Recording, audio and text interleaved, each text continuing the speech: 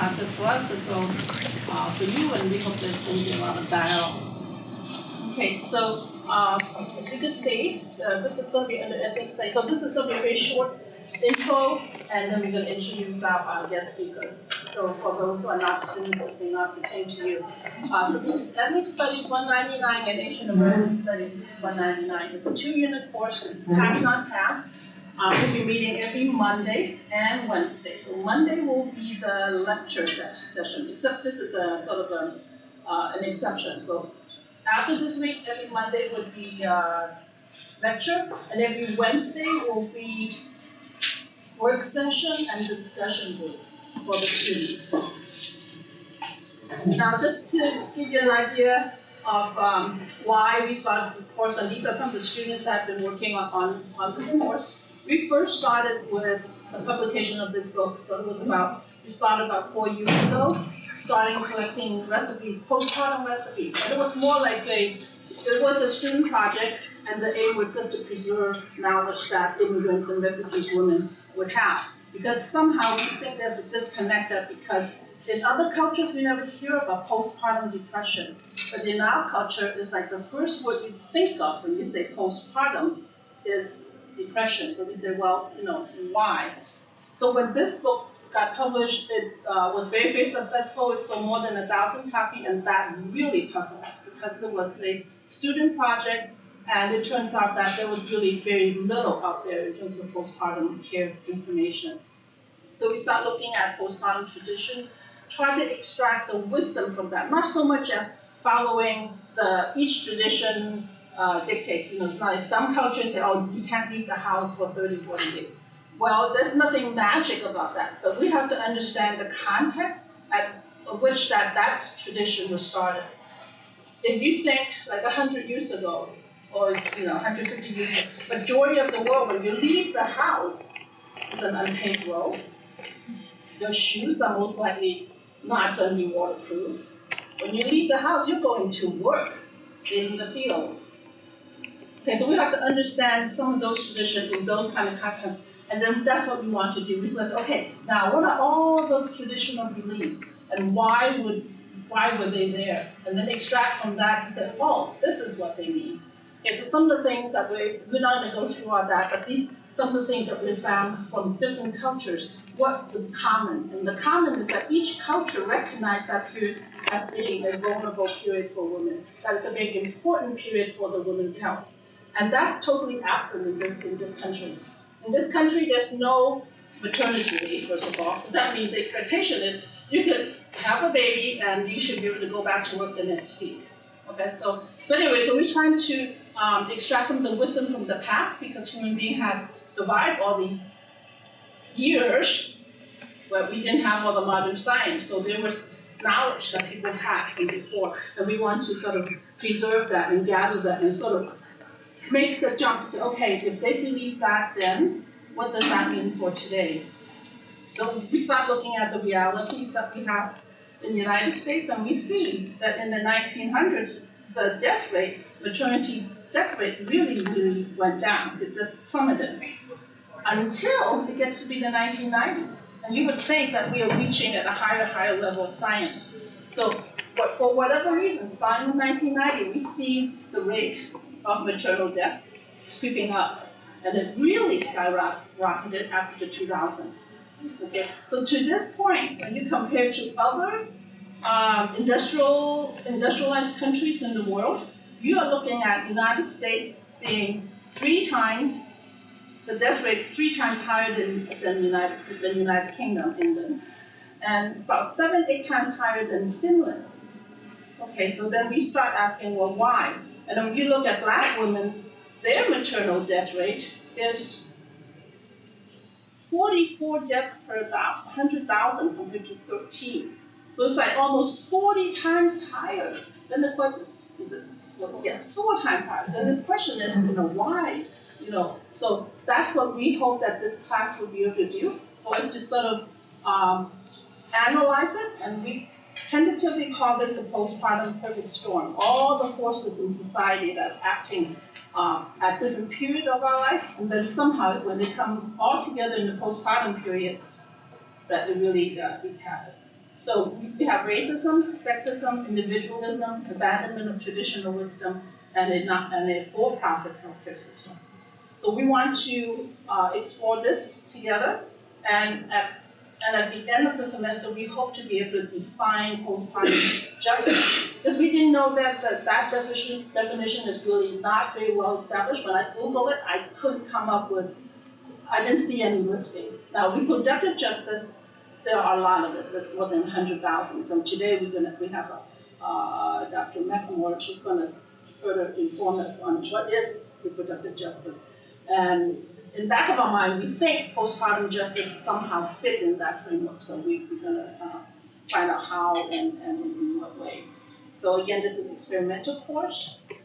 It's going to be a collective learning process. We're going to have speakers. We're going to have projects the class is going to be involved with as a whole. One would be producing a reader, hopefully, because I think the information is out there. We just want to pull it together for other people who may want to investigate further. And there will be opportunity for students to explore that topic by selecting something within the postpartum justice. So these are some of the lectures we'll have. It's all on our website, so you could go through that. And then you're welcome, those who are from off campus, you're welcome to look at that list, and if there are lectures that you're interested in, by all means come, or tell your friends to come. It seems like this room is going to be able to accommodate a fair number of people. So, again, welcome for joining us today. So I'm going to let Dominique introduce our speaker, and we'll serve the food right after the presentation.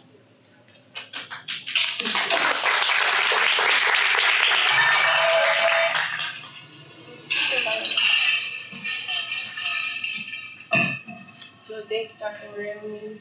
Hi everyone, I'm Dominique Hernandez. I'm a recent Berkeley grad, studied urban studies and also doula training.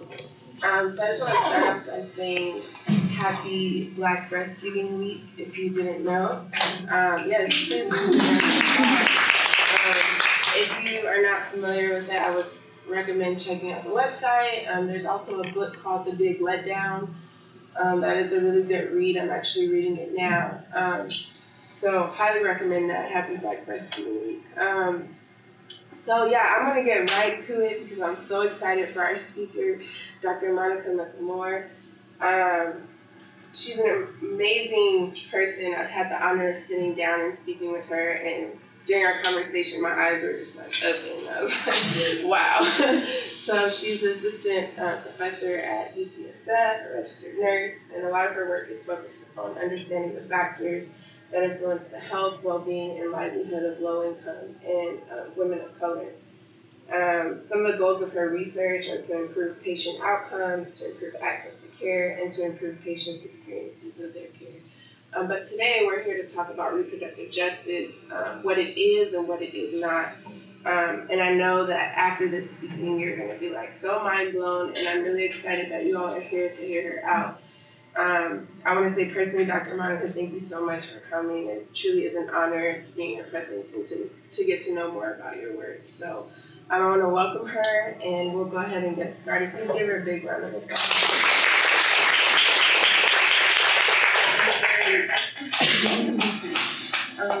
I just need a...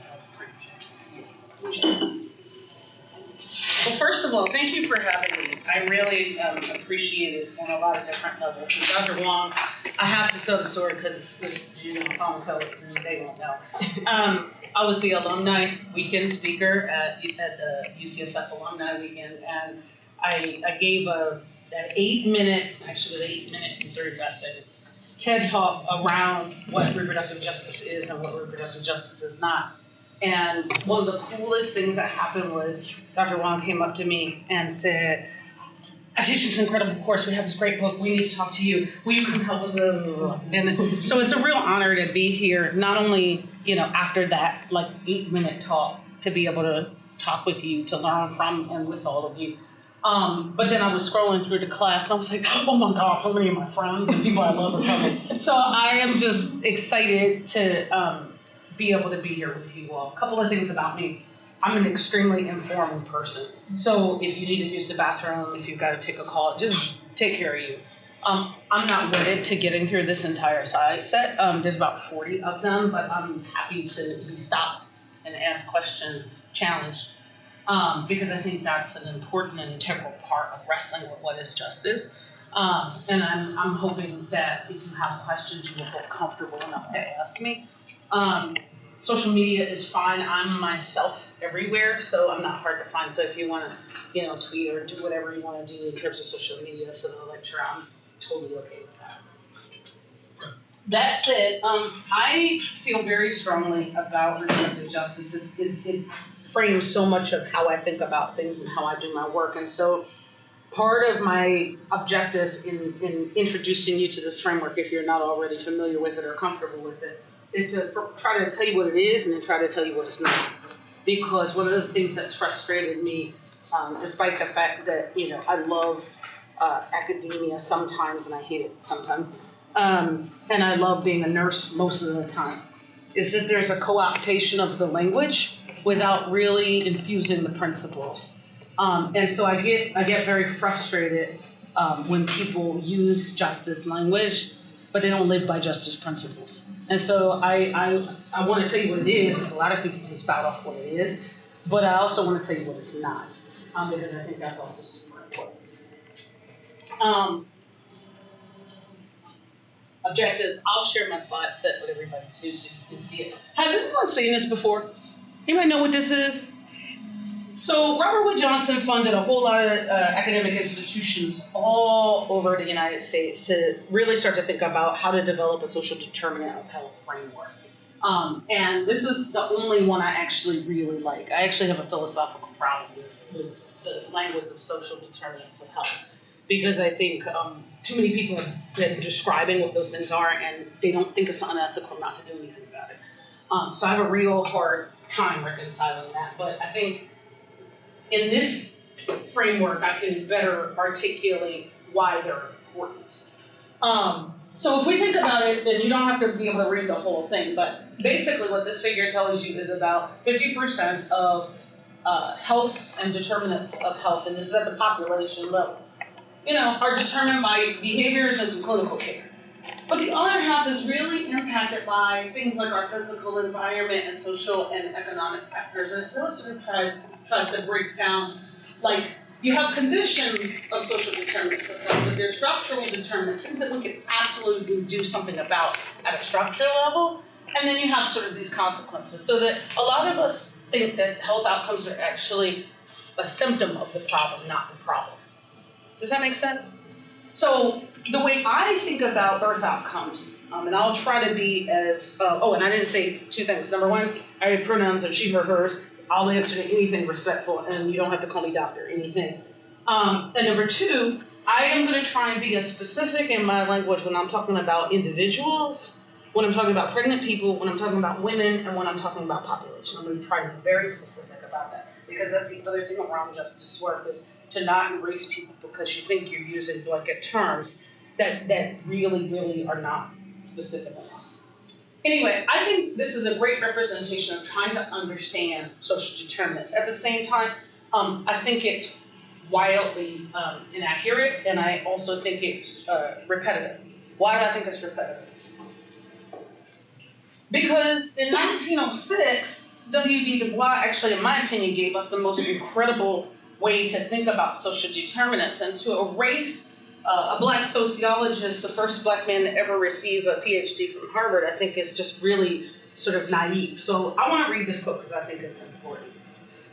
In 1906, the national black leader W.B. Du Bois challenged a bleak forecast and countered arguments of inherent black inferiority in the health physique of the Negro American. The American Journal of Public Health actually published the original proceedings from that scientific meeting, in addition to his comments, and I was really glad they saved it as a PDF file. These proceedings were drawn from the Atlanta Conference on Black Health. The conference findings pointed to the impact of environmental and social conditions on black morbidity and mortality rates, and commenting on the higher black rates. Du Bois noted that, quote, the present differences in mortality seem to be sufficiently explained by the conditions of life. And so, I think if we have more history in how we train our healers and in health services provision, we might actually not have to come up with new frameworks, because we actually really had people telling us for a long time what the social determinants of health are. If you don't are sick and tired of being sick and tired, it's a really, really great book, and it's about women's health activism in America, written by sociologist Susan Osman. It's a fascinating and amazing book. The other thing that drives me nuts, and why I want to tell you what reproductive justice is and is not, people use reproductive health rights and justice interchangeably, and they're actually three different things. So if you think about reproductive rights, those are the legal protections that are afforded to us, because rights technically are things that you really shouldn't vote on. They're actual human rights, right? So that's a legal framework that we use to think about how do we codify access to services, which is really different than reproductive health provision, which is what I do when I'm a nurse at the general. So when I'm taking care of patients, when I'm interacting with you, if I ask you if you want pain medication or what allergies do you have, that to me is reproductive health services, which is different than reproductive rights, which is completely different, in my opinion, than reproductive justice. So in my mind, I think reproductive justice is this broader human rights philosophical framework, but it's also an actionable tool that you can use to understand and conceptualize how the capacity for reproduction, irrespective of the body in which it's embedded, is impacted by human existence. So I'm going to walk you through this because I think it's important. Before we do that, though, I think we really need to talk about and unpack why we need reproductive justice, because one of the problems that it actually solves, in my opinion, is reproductive oppression. And so one of the 14, actually it's 12 now, Lynn Roberts corrected me, one of the 12 people who actually developed reproductive justice and actually coined the term in 1994, there were 12 Black women who talked about why we needed a broader framework to understand reproductive health services provision and what reproductive rights we should be fighting for. They really talk about it as a living framework that really should be applied and inform how we set up reproductive health services and what reproductive rights we should be fighting for. So a historical perspective is important. Who knows what this is? Anybody know what karyotype is? This is the human genome. And one of the important things about the human genome, I've always worked in reproductive health provision as a nurse. I've never done anything else. So I've always worked in labor and delivery, obstetrics, gynecology, abortion care provision, public health nursing. I've always done, my population of patients has always been reproductive health. But my dissertation work actually was all molecular lab work, thinking through how do we take apart tumor markers in ovarian cancer. So when I talk about genetics and genomics, the human genome is super important to understand, because I would love for somebody to show me where is the race gene. Okay. I give this talk sometimes to clinical people, and I actually have nurses, public health professionals, and some medical students actually tell me there are genes associated with race. One of the most interesting things about mapping the human genome was what we did find out about it. So if you look at all the transcribed proteins from those 43 chromosomes, pairs of chromosomes, 23 pairs, what you get is the proteins and the actions and the way that we ask cells to be able to function in the body. And again, no gene, no protein for pigmentation, how melanin functions, no gene, right? So that any reductionist or genetically framed or laced discussion about skin color is flawed, right? I mean, I'm happy to disagree with you, because there are actually scientists in the field who actually think that that's not true. But as far as I'm concerned, if we can't find a gene or a protein that is responsible for black skin, then in my opinion, to try to create big data population-based studies that fall out because of social categories, because of lightness or darkness of one's skin, to me seems problematic to then make a determination that has to be somehow biological or genetic. Anybody ever wonder how we got to, black and Asian, and some people use the word Caucasian. I never use it because it's fake. Somebody made it up. But when you think about that, how did we get here? Why do we use these categories? Why are they necessary when you're trying to describe populations? Human brain wants to make sense of things, right? We categorize stuff all the time. We need to be able to understand colors. We need to understand changes of season. We need to be able to understand aging, right? We want to categorize things because the human brain can make sense of the world if we can put it into categories, right? Where this falls apart when you start talking about humans is if you base your foundation on false narratives that are actually falsely created constructs, do you think somehow they're associated with other things, like socioeconomic status, right? That's some determinant in some way, like that wasn't built. And so I'd like to get everybody on the same page with this basic understanding, because I think our cultural narrative and some of our educational narratives actually reinforce some of that ridiculousness. The other thing that I think is really hard is people don't understand how we actually assign race. People think it's, your skin tone, they think it's the food you eat, they think it's the music that you listen to, they think it's your own self-identification. How do you describe yourself? It's your neighborhood, right? How would you define race? Right? Monica we think I'm a black person because I look like a black person, right? Race is actually a very interesting thing because it is a species, which means by classification of humans, with Europeans as the default or standard, right? Because it has to do with numbers, proximity, and time. But quite frankly, everything that impacts my ability, my capacity, and any other human whose hue is mine, darker or lighter, is actually contingent upon the social constructs in which we exist. Right? But fundamentally, there's actually really nothing about black skin or white skin that inherently makes people more or less at risk for things, unless there is a direct environmental impact, right? The example I always use is melanation and sun. Some of us are extremely sensitive to sunlight, and we notice that that's true in fair-skinned individuals. And some of us actually do very, very well in extreme sunlight. That, to me, is still an environmental, and it's still a social construct that actually has nothing to do with your skin, because if we didn't have sun exposure, then I guess that whole phenomenon wouldn't exist. Right? One of the other things that I think is really hard about race, and I know this as a nurse, it's a shortcut, it's a proxy, and it's lazy.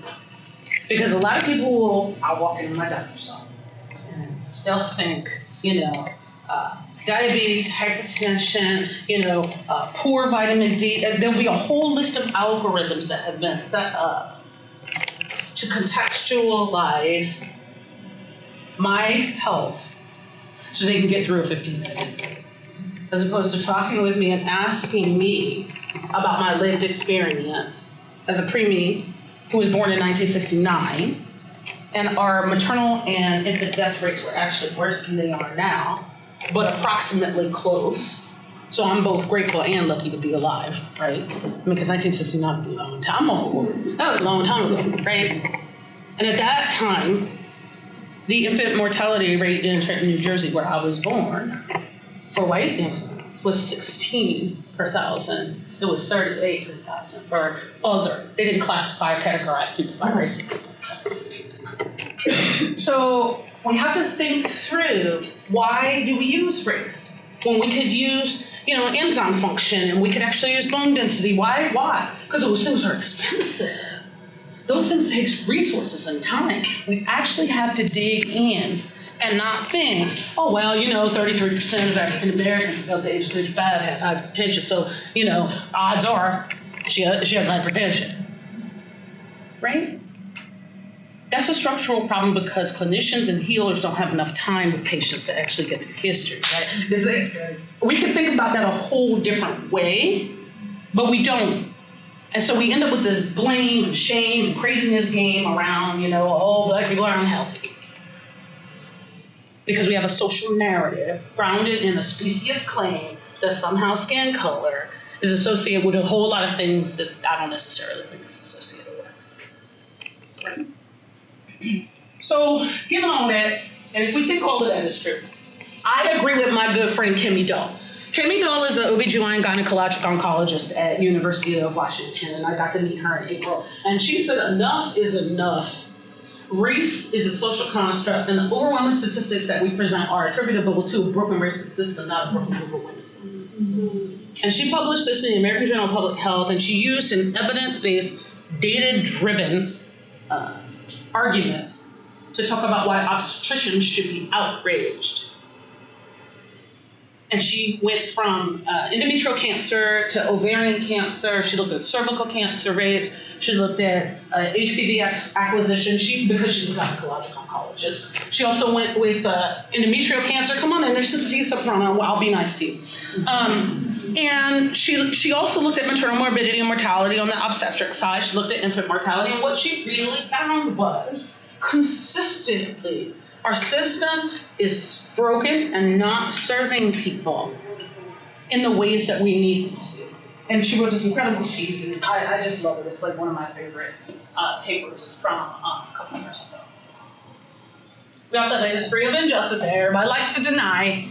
It is National Breastfeeding Month, and this is Black Breastfeeding Week, and I was really glad for that shout out. Because a lot of people don't understand the direct targeting and marketing of formula to Black women, the loss of the ancestral understanding and the elder understanding of how to breastfeed. You shouted out Kimberly Searles' incredible book. She'll actually be in town in 2 weeks at UCSF to talk about why Black breastfeeding has basically been erased and eliminated and not supported. We also forget, though, that there is this whole long history around how modern gynecology and how, Black women served as wet nurses during slavery and fed other people's children and not their own. And people act like some of us know that and some of us don't, and it's not really relevant because it was history, and so therefore we just showed up in 2016 and we saw differences in maternal morbidity and mortality rate. One of the messages that my good friend, Dr. Ifeanyi Asianu, talks about, because she's a lactation consultant and a public health nurse and an expert, is we could decrease maternal morbidity and mortality by 50% right now if we could get people to breastfeed. But similar to what Dr. Wong said, if you're working the gig economy, you got to get all your hours at Target, and you're driving for Lyft, and you're doing that because a regularly hour job would not allow you to have paid family leave, let alone have a baby, let alone be able to breastfeed when you need to. And people look at me confused sometimes when I talk about structural racism. Right? So the other thing that sort of drives me nuts is we purposefully dismantled the people of color workforce. And this is like a rant I've been on. Anybody who follows me on social media, this is like my thing. People actually accuse me of having pissing contests with physicians, and I'm like, actually, no, that's not the issue. 100 years ago, Abraham Flexner and all of his reports defunded the historically Black colleges and universities that actually had schools of medicine. Every time I tell people that of the 58 HBCUs, historically Black colleges and universities, none of them have programs in midwifery. And we wonder why we can't diversify the midwifery workforce. But we did, because they were subpar and substandard. And so they were defunded, and then we wonder why we don't have the workforce that we need. Right? So we have to really think about what happened to the granny midwives. What happened to them? Well, they got, shut out of healthcare as charlatans because many of them provided whole community scope care, including abortions. They actually got blacklisted by professional medicine as it tried to professionalize itself and separate themselves away from those people doing that work. right? All of that was strategic. It was all built. I like to remind people that the AMA didn't decide to desegregate itself until 1968, which was a year before I was born. So, knowing all this, you've already seen these slides. CMQCC, the California Maternal Care Quality Collaborative, has done some really incredible work to understand state-by-state data. And so if you think about it, you don't even have to understand statistics, but we know how many black women died in childbirth. And when you think about our industrialized nation, you know, that number in the 2000s actually was a huge jump, a huge spike. And everybody for a long time wanted to blame it on, well, we have new data collection procedures and it's a statistical error. Actually, no, it wasn't. It really, really wasn't. And so the awareness, the attention that we're now seeing to the issue is that acknowledgement of, yeah, baby, y'all was right. It wasn't really an error. It wasn't the change in how we report our maternal morbidity statistics, but that actually is all right. California, we always like to pat ourselves on the back because we do so well, and we actually really reduced our maternal morbidity because we focused in on bundles that provided postpartum hemorrhage prevention and awareness in hospital units. And at first, it looked incredible because when you didn't look at the statistics by race, our maternal death rate went from 10.8 per 100,000, it went down to 8.2. And yet when you tease out where is the burden of disease, this is why straight numbers are not helpful. This is why colorblind approaches to data are not helpful, because you don't see who's carrying the greatest burden. So the statisticians and the folks in the room who, like me, are very geeky and really love numbers, you have to think about the specificity and the actual focus of where your numbers are. You don't just want to know the whole population. You want to know where is the biggest amount of burden, which is a different question than general numbers. So when you also think about, Tuesday are the Kavanaugh hearings for the Supreme Court of the United States, and we'll have another potential opportunity to have a lifetime appointment for someone to opine about the reproductive rights that people should or should not have. But in the global setting, we know that one of the biggest preventers of maternal morbidity and mortality is to prevent unsafe abortion, right? But we don't talk about that in the United States. We don't talk about a harm reduction strategy. We want to think through, maybe some of these really sick people really shouldn't be getting pregnant right now. Let's improve their health. Let's take really good care of them. Let's remove some of those stressors in their lives. Let's help them advance their education and have them be the healthiest they can be when they're ready to be pregnant. We can't have that discussion, because that means we have to talk about contraception and abortion. And that means people unconscious, right? If we really value the lives of the people with capacity for pregnancy, we actually would put all these strategies on the table. But I would posit that we actually don't value people of reproductive age, and I also don't think we value people of reproductive capacity. So what is reproductive justice? It is an essential human rights framework that I like to describe. It has 4 very interesting principles. The first is you have a right to become pregnant. That's a radical statement in 2018, right? And that statement ends with pregnant. Not if you're nice, not if you can afford it, not if you got IVF, not if you got a male partner, not right. You have a right to become pregnant. That is a human right.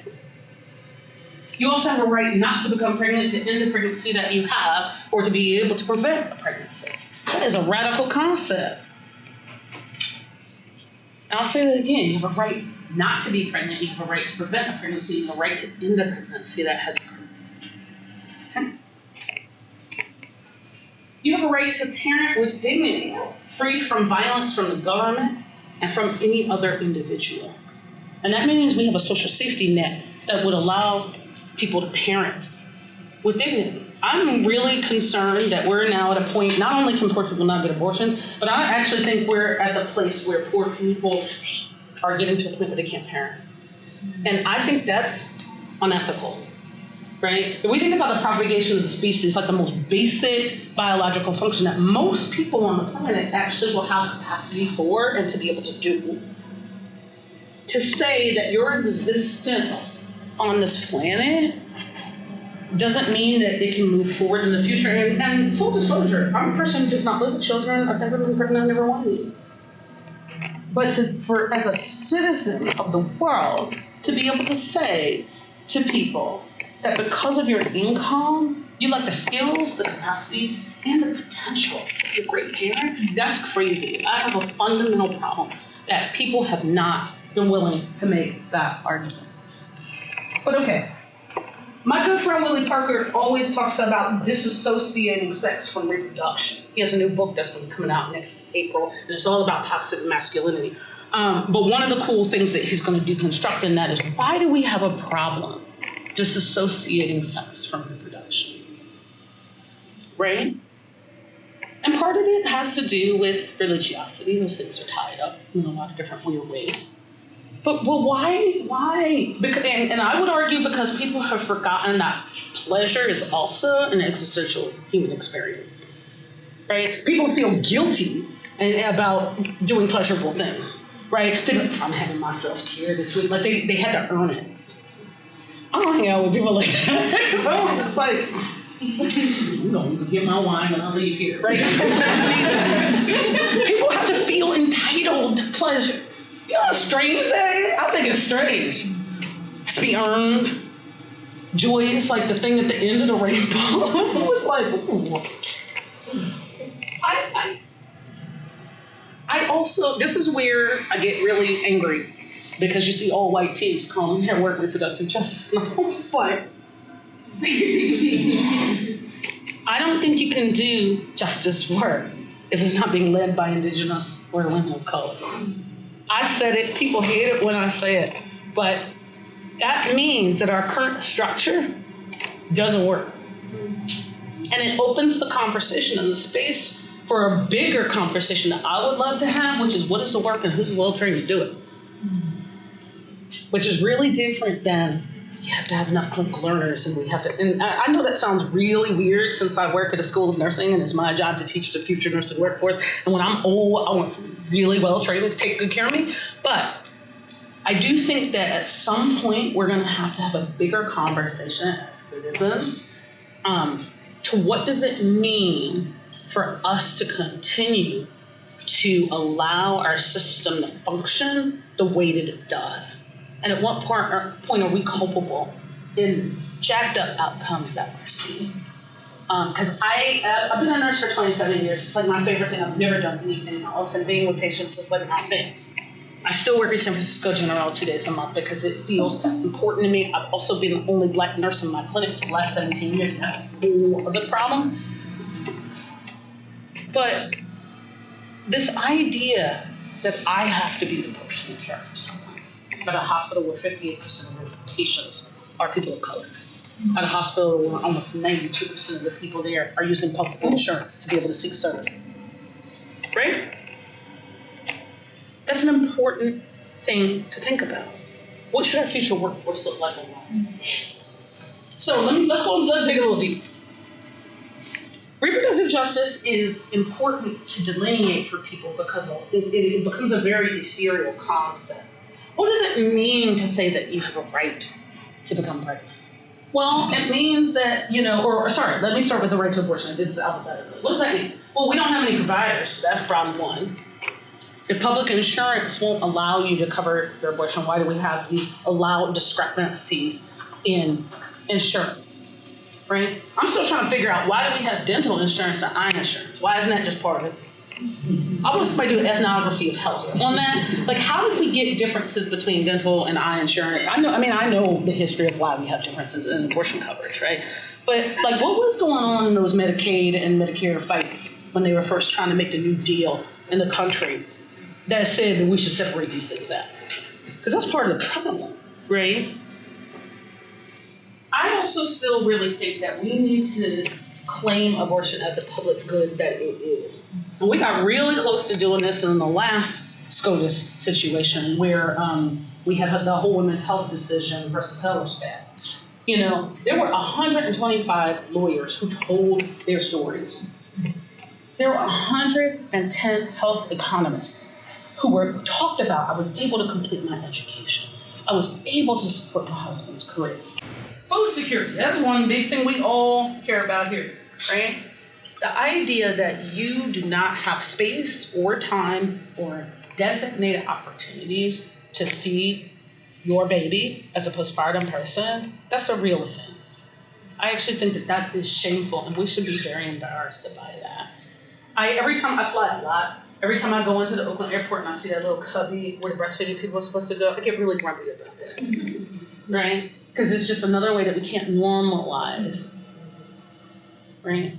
It drives me nuts. I understand why they put it there, but it drives me nuts, right? And that we can't decide as a public what we want to ensure from a public health perspective to increase the health and well-being of the population. That we can't decide that we still having arguments around ACA and repeals and all that. I'm still like, wow, okay, we're at the point now where we actually think that preventative health services and thinking that our citizens should be as well as possible is like a bad thing. How do we get here, right? So it's a framework that allows you to say that and ask those questions. As a child-free person, one of the things that I think is important, especially in Me Too, in the time of really trying to explain consent to people, that like pleasure is not a bad thing, right? But there are parameters and boundaries of pleasure that include the consistent consent, because people think they get consent at the moment of an interaction and then they think it can't be rescinded or that doesn't have to be revisited. We need to train a whole new group of folk around what interacting with other human beings in very intimate ways means. And we need to rethink what we think about how pleasure is not an entitlement. Right? I think it's a fundamental tenet of like being a human being on the planet. But I think we need to talk about that. I have been very grumpy about the narratives that we as public health and clinical professionals have been using, that we have not owned the human rights language around healthcare. And human rights is an essential way to think through, and Loretta Ross, who was one of the founding mothers of Sister Strong, and who has been the most vocal and the person most actively writing about reproductive justice. And I just love her, and she just finished her PhD. And she's teaching a huge, both in-person and online class at the University of Arizona on reproductive justice for undergrad. She talks about there are essential elements when you want to think about a right to health. And so she lays out that the facilities are not just accessible, but they're available. That health services are accessible to all, that they're culturally acceptable. Every time I say this, my colleagues at UCSF get really grumpy, but the truth of the matter is that, I have 3 degrees. I've been a Kaiser member since 1993. I've never had a black person take care of me for anything. Is that culturally acceptable? Especially when I train residents, right? Train midwives, I train residents, and I have never had a black person take care of me. That's not something I say that I'm proud of. And I know one of the reasons why I stay in clinical practice, despite being a professor and as busy as I am, is I want to be that person for the black women seeking care when they come to Zuckerberg San Francisco General. When I think about a good quality, people shouldn't be just happy they have public insurance, right? Our standards for Medicaid and our standards for people who have other types of public insurance. Now, I use that language purposely because San Francisco Health Plan is a public insurance program for residents in San Francisco. It's not a Medicaid program. So when you think through good quality, you want to make sure that everybody has access to what they need. That, to me, is good quality. It's not being counting the number of ultrasounds you get, or it's not, thinking, oh my goodness, I have to wait 7 hours for a 5-minute appointment. Okay. Quality is something that we really, really want to think about as well.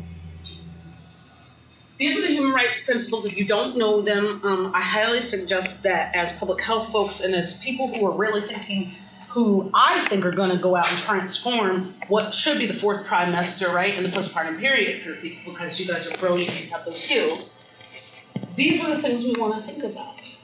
We really want to think about bringing some transparency and bringing some accountability into why are we treating the people who are the guardians of our species, like they're just random person on the street. So I think that's super important for us to understand. If you don't know, the Journal of Social Science and Medicine published this incredible compendium in February that was all about looking at racism and health. Ethnicity and Disease did this exact same thing about a month ago. We published this paper from some focus groups that we did. So I've been working with the UCSF Preterm Birth Initiative, which is a multi-year, transdisciplinary, I'm going to use the right language, program to really look at chronic toxic stress as the primary indicator.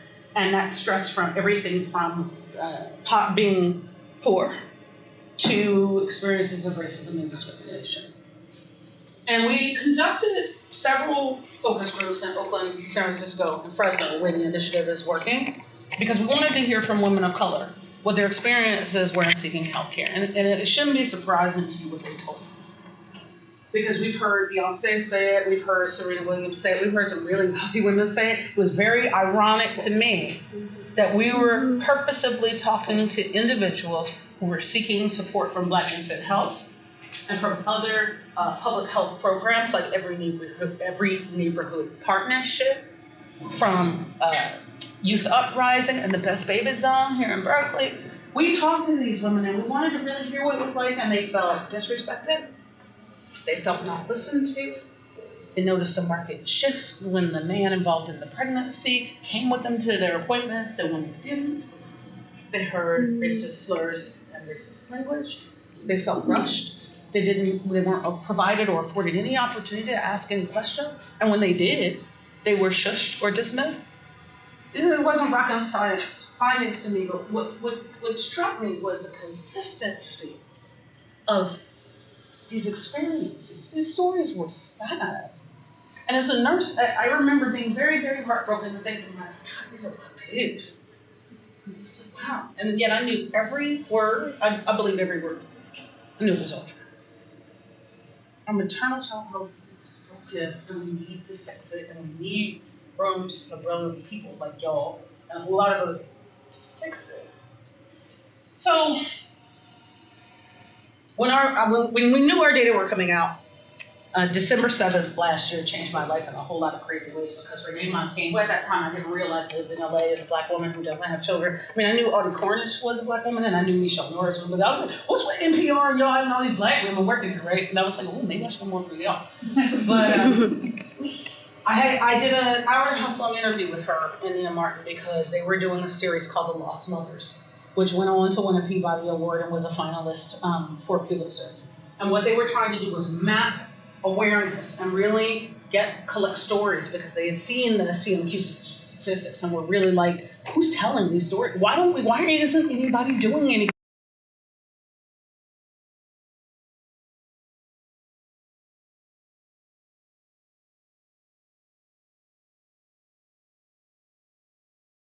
Area again in Gene Demby's Code Switch podcast, and one of the things around those data and around this whole project that was most important, and that I thought was something I really wanted to pat myself on the back, is I got to talk about reproductive justice and really introduce a whole new concept into how we might want to rethink mitigating some of these poor outcomes.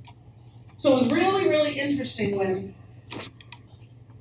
I got to meet Monica Simpson and the team from Sister Song. I've always been a big fan of hers. She's just such an incredible person. And I cannot believe I'm co-headlining the Decolonizing Birth annual Birth Worker Summit in New York City. They're billing it as the two Monicas are coming. I'm like, oh, I get to bring Monica then. Sister Song is a reproductive justice collective. They are the ground zero leaders of this work. I lift them up because they have been at this work for a very long time. The people who actually coined reproductive justice and actually wrote all the articles and books were the co-founders of Sisters. I have to also tell you they are the fiscal sponsors and intellectual partners of the Black Mama Matter Alliance, which is an incredible whole other group that was behind the first ever Black Maternal Health Awareness Week that happened in April, that ended in the culmination of this incredible New York Times Magazine expose, really lifting up the work of Black doulas, midwives, and other people who could impact these poor birth outcomes. My good collaborators and colleagues at Black Women Birthing Justice decided that they really felt that the literature in preparing people for birth and childbirth was really remiss, because what to expect when you're expecting doesn't tell you how to respond to racist remarks that people make to you. So they really wanted to create that resource, that toolkit for women of color, and they published this book. And it talks you through everything from how to navigate the space when, you get treated one way when the man involved in the pregnancy is with you, and then you get treated markedly differently when he's not, how to navigate that. It also talks you through how to work with, very fat-phobic and other type of phobic providers. Gives you language to use so that you're not, fight or flight or freeze all the time when you go in for healthcare visits. It talks you through the physiological changes that are normal and those that are not normal. Because we know that there's a gap and a dearth in the information that pregnant people are seeking to understand warning signs, and then you're not being believed, and then you still have these warning signs, and then you're not being believed. And then by the time you come in for help and services, it's too late.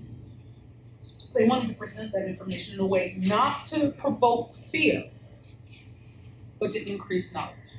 I thought that was really important. They went ahead and wanted to make that work more accessible, and so they collected 100 birth stories from Black women, brown women, Asian women, Latina women, Latinx individuals from around California. This is available as a free PDF download on their website. It's called Fathom Over Birth, and it reports the findings of those 100 births and those sharing circles, where they really talk about their experiences, and then the executive summary that's in the beginning, it has a list of pointers and strategies for clergy, healthcare providers, legislators, and policymakers. It has a whole section to be able to know, okay, what is your job to fix this? And it also has birth workers, family members. It has a whole list of suggestions and strategies to help those different constituencies. I highly recommend this one.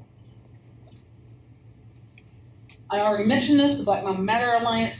They're having a big convening in December in Atlanta, their first ever Black Maternal Health Conference. They're going to do a training at that conference. And one of the cool things about that meeting, it's December 7th through the 9th in Atlanta, is that they are really going to work on what's the next phase of the strategy to really, really infuse reproductive justice principles into reproductive health services provision. And so I don't know if you saw today, but Kristen Gillibrand of New York City is the fourth legislator to introduce maternal morbidity and mortality legislation. She just announced it at 3 o'clock.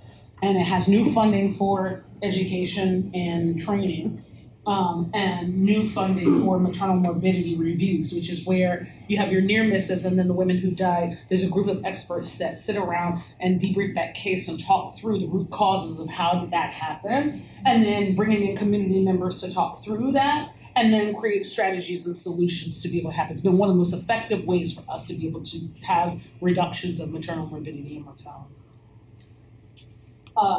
Our own Kamala Harris introduced a bill last Thursday called the CARE Act, and it again increases the amount of money for implicit bias training in schools of nursing and schools of medicine, and it creates demonstration grants for pregnancy medical homes, which mean wraparound services both for social determinants of health as well as the actual clinical care that you need, and a little bit of additional money for doulas and for group care or centering pregnancy. Robin Kelly was the first out the gate, and I helped, full disclosure, I've helped with all these legislations except for Gillibrand. Robin Kelly, Democrat out of Illinois, introduced the MAMA Act, which was the Maternal and Offspring Morbidity and Mortality Awareness Act. And it would provide toolkit money to hospitals and institutions. It would provide a seed pot for doula, nurse, and midwifery education and training, and then some funds for public health and home visiting. The last bill is the only bipartisan bill is SB 1112. And Butner is the Republican sponsor, and then there's a gentleman from Pennsylvania, and his name just went out my head. His first name is David, and I will think of what his last name is. That's the bipartisan bill that, again, money for education, training, maternal morbidity, mortality reviews, and then additional monies to be placed within the Centers for Disease Control and Prevention, so that we can better study how to mitigate that big burden that you see, so that there will be grants out to other investigators to sort of help us understand what are the interventions we should be doing to help mitigate those problems. So there's currently 4 bills that I know of that are pending both in the House and the Senate to really, really address maternal morbidity and mortality. So, what are our considerations if we want to think about reproductive justice, or what it is and what it is not? Well, the first one is we need curriculum. This is a resource. I took a screenshot of it of Innovating Education and Reproductive Health. There's a health equity curriculum that's coming, and I'm hoping I might be able to play part of it. Reproductive justice medical education is out of the University of Michigan. They have a full curriculum that they have available on their website, and Roth collaborated with them to create that curriculum. And it really does a lot of the unconscious bias, but has a lot of really cool case studies to help people unpack their values. And to really think through, because we all are good humans, right? We get into healthcare because we want to serve. We want to be able to be helpful. We want people to maximize their health goals. But we all have been conditioned and have grown up in a biased world. And so how do you know when you're being biased, right? So it's all these interesting, cool case studies and all this sort of really fun tools that they use. Yeah, this is the health equity curriculum. And I think I can say it. It's a 3, hold on, I can't do something. It is a 2.5, maybe 3 minute video.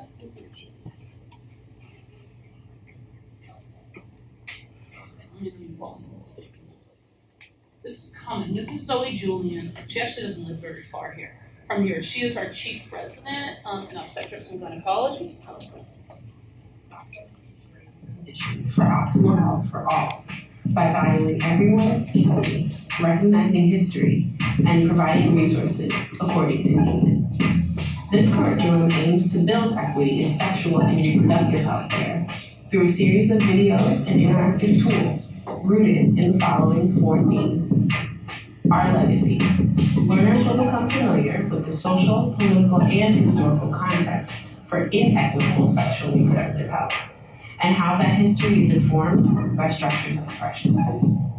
Recognizing the structures. Learners will explore how the structures of power and oppression outside of healthcare manifest in organizational policies and practices within our healthcare systems. Check yourself. Learners will identify their personal biases and privileges, taking time for self-reflection to understand how structures influence interpersonal behaviors and individual beliefs about patients. Take action. Now what? After learners have recognized their privilege and responsibilities as healthcare providers, how can they promote equity in sexual and reproductive health through personal, clinical, local, regional, and systemic change?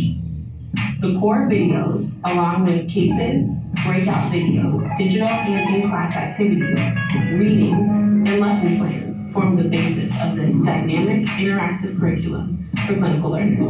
Join us in bringing health equity to sexual and reproductive health care. So, we got new tools that are coming, and Zoe's amazing, and that she is applying to be a Robert Wood Johnson Clinical Scholar, and may end up back in, she's from Atlanta, Georgia, and I think she may end up back at Duke, which is where she actually really wants to work. But she will be continuing to work with our team to develop this health equity curriculum. for learners, because we want a full hand solution, right? We want to diversify the future workforce, but we also we don't want to abdicate the responsibility of the current workforce to like fix their own orientation to this work, right? And she's really pushed me to understand that because The Healthy People 2020 framework defines health equity as the process of ensuring the conditions for optimal health for all. But she is committed to this project, and so is our team. And if you want to see the current offerings on innovating education and reproductive health, I've done a couple of videos, and there's a really short one on reproductive justice in case you forget anything that I was sent to you today. So public health folks, we need to be better about our research communication. And I know we don't control this, right? I talk to reporters all the time. In fact, I talked to one before I got here. But we have to stop feeding into these structural narratives around pregnant people. So I wrote this piece that went viral. It was really, I did write it from the perspective of thinking that it would for the Center for Health Journalism, called How the Narrative of Older, Sicker, and Fatter Really Harms Black Women. Right? Because everybody says, well, you know, if they didn't come to pregnancy older and if they just weren't sicker, because, you know, they all have diabetes and hypertension. Oh, and by the way, if they weren't so fat, they would have better pregnancy outcomes, right? So this mother blame kind of situation that sort of ties with the whole vessel thing that I think a lot of people think about because the health system has been so focused on infant outcomes that we forgot about the person within whom it gestates, right? We need to be better about our own language. So the risk factor in population-based epidemiologic studies should have never been race. Because the only thing that black skin does in terms of race is overexposure to racism. Right? So that never should have been a risk factor when you look at epidemiologic studies. So now when I review for the journals, and people always say, well, black race is associated with when your statistical models that you utilize race as an independent predictor, as opposed to just trying to find out by like, it just drives me up the tree. The other thing that I really hate, and I want to move your attention to the issue right, to the slide on the right. This is from Joaquin Prophet. He is a cool pediatrician. I've had a meal with him, had drinks with him. He's a good person from Stanford, and he published this very interesting, incredible piece of work looking at NICUs across the country, neonatal intensive care units, and looking at infant outcomes. And what he found was infants is the race of the infant, and this is exactly how he published the paper, and it drove me up a tree when I saw it.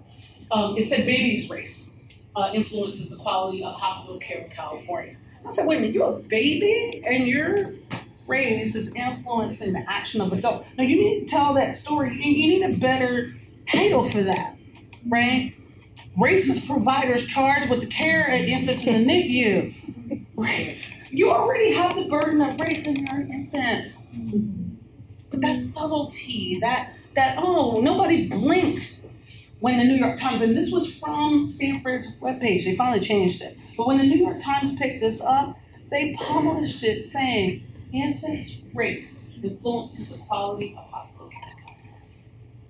Oh, so it's my fault that I was born black and now you're going to treat me poorly because of that, right?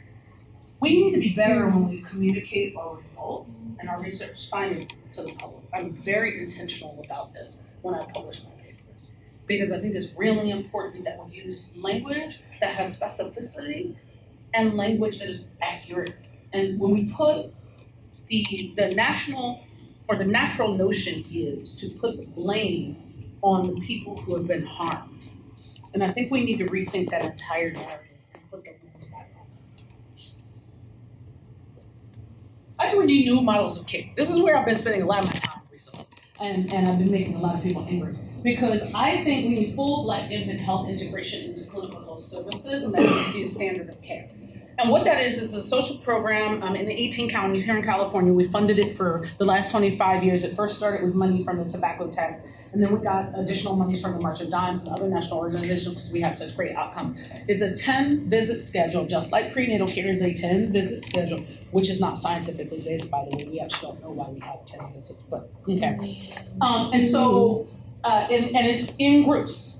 Pregnant people are cohorted by their estimated due date. so that you're with pregnant people experiencing pregnancy all the time, and the groups are purposefully constructed so that you sometimes have first-time moms, you have second-time moms, so that they learn from each other. You learn the wisdom from the group. That's not rocket science. That just sounds like a good idea to me. But funders hate it. We have a privileging of clinical services, and for people who actually say they care about social determinants of health, then we need to either take some of this money that we use for health services provision, and it needs to move into social, determinants of health, or we need to restore the social safety net, which actually really takes care of the social determinants of health. But we can't keep not doing that. I just don't understand why we don't. The Congressional Black Caucus's health branding charts is really going to make maternal morbidity and mortality. We've already seen with 2 pieces of legislation this year that they're serious about this. And their whole mission for 2018 and 2019 has really been looking at Black moms. So I've been very, very fortunate to see them lead. Another piece of work that I've been doing, we need to stop separating out services. Right? Whether it's the National Institute of Health, we're going to fund mom, we're not going to fund baby. Or, you can come here for your pediatrician appointment, where we know 98% of moms, regardless of income in California, they get their baby to their first, infant pediatrician appointment. Only 62% of moms make it to the 86-week postpartum visit. Why are those two things together? Right? If we really cared about moms in the postpartum period, we would figure out a way to put those two things together. Right? There's a pilot program going on in Chicago looking at that. Dr. Sadia Hyder is actually running. And I'm curious to see what those data are going to look like, because I bet you they are going to have superior outcomes. Again, my rant, we need the diversification of the healthcare workforce, and we need to be very both intentional and bold around that. And one of the things I said at Alumni Weekend is we have to stop not seeing our patients as our future workforce. Right? I mean, they usually come in knowing, especially if they've lived with chronic conditions, they know more about that than our residents do. I have watched our patients sit and talk through their condition and every biological and molecular underpinning with our first-year residents who are scared as hell because they've never been in a patient's room before. Right? People who live with these conditions are experts in their own condition. So we got to stop not seeing them as our future workforce. Right? I also think we need to create more potential jobs in the health services for carcerally involved individuals. That's a huge set of work that I do. These are all my references. And I don't think I have anything else besides that, and I'll answer whatever questions she does. Is that helpful?